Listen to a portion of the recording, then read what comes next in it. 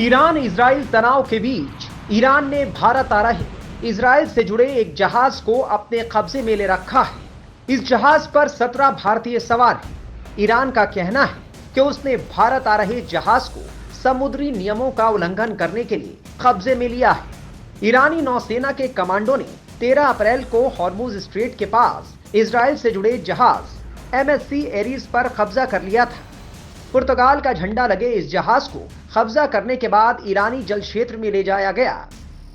Iran ने जहाज पर कब्जे की कार्रवाई इजराइल पर ड्रोन और मिसाइल हमले वाली रात से ठीक पहले की थी।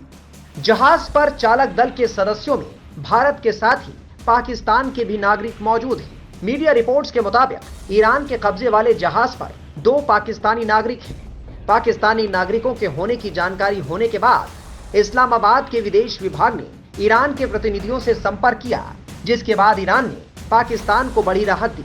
रिपोर्ट के मुताबिक ईरान ने बताया है कि पाकिस्तानी चालक दल जब चाहे तब घर वापस जाने के लिए स्वतंत्र है। MSC एरीज जहाज के चालक दल के 25 सदस्यों में सबसे ज्यादा 17 भारतीय नागरिक हैं। भारत अपने नागरिकों की सुरक्षित वापसी के लिए कोशिशों में जुटा है। भारत के विदेश मंत्री S जयशंकर ने अपने ईरानी समकक्ष आमिर अब्दुल्लाहियान के साथ फोन पर बातचीत में MSC जहाज पर भारतीय नागरिकों का मुद्दा उठाया था।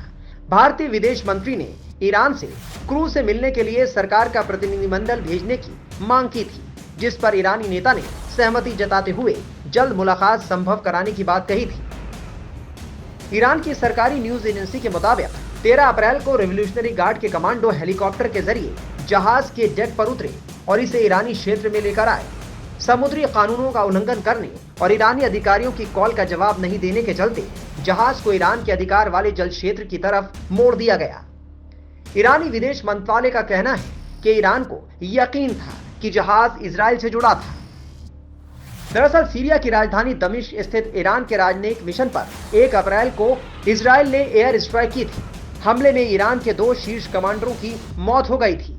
इसके जवाब में ईरान ने शनिवार देर रात इजराइल पर 303 मिसाइलें दागी थी। इस दौरान ड्रोन हमले भी किए गए थे। दमिश्क में ईरानी दूतावास पर इजराइल के हमले से ईरान बौखलाया हुआ था, जिसके बाद उसने इजराइल से बदला लेने की कसम खाई थी और 13-14 अप्रैल की दरमियानी रात को उसने इजराइल पर मिसाइलों और ड्रोन से हमला बोल दिया।